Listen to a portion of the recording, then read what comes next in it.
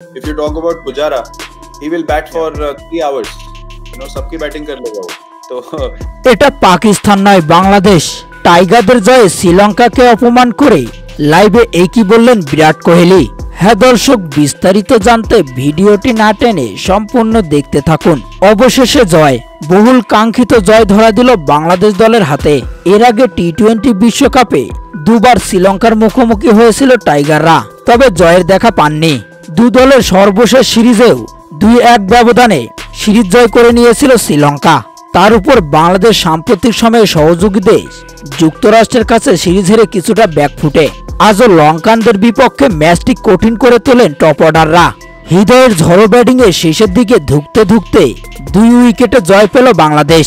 শ্রীলঙ্কার দেওয়া 125 রানের জবাবে ব্যাট করতে নেমে 30 রানে 3 উইকেট হারানো বাংলাদেশ পথ খুঁজে পায় তাওহিদ হৃদয়ের কল্যাণে। তিনি যখন ফিরেছেন তখন জয় পেতে আর 50 বলে 34 রান দরকার ছিল টাইগারদের। সেই ম্যাচটি কিনা কঠিন বানিয়ে ফেললেন সাকিব রিশাদরা। অবশেষে মাহমুদুল্লাহর ব্যাটের উপর ভর করে নাটকীয়ভাবে 2 উইকেটে জয় পেল বাংলাদেশ।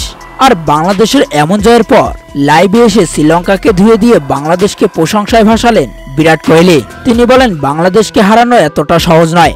এটা পাকিস্তান নয় যে বিশ্বকাপের মতো বড় আসরে যুক্তরাষ্ট্রের কাছে হারবে। এটা বাংলাদেশ। বাংলাদেশ অনেক শক্তিশালী দল। বাংলাদেশের এমন অবিশ্বাস্য জয়ে বাংলাদেশকে নিয়ে এমন কথাই বললেন বিরাট কোহলি। তো দর্শক, বিশ্বকাপের মতো বড় আসরে বাংলাদেশের প্রথম জয়ে আপনাদের মতামত কি তা জানিয়ে দিবেন। এই ব্যাপারে আপনাদের গুরুত্বপূর্ণ মতামত ভিডিওর কমেন্ট বক্সে। ধন্যবাদ।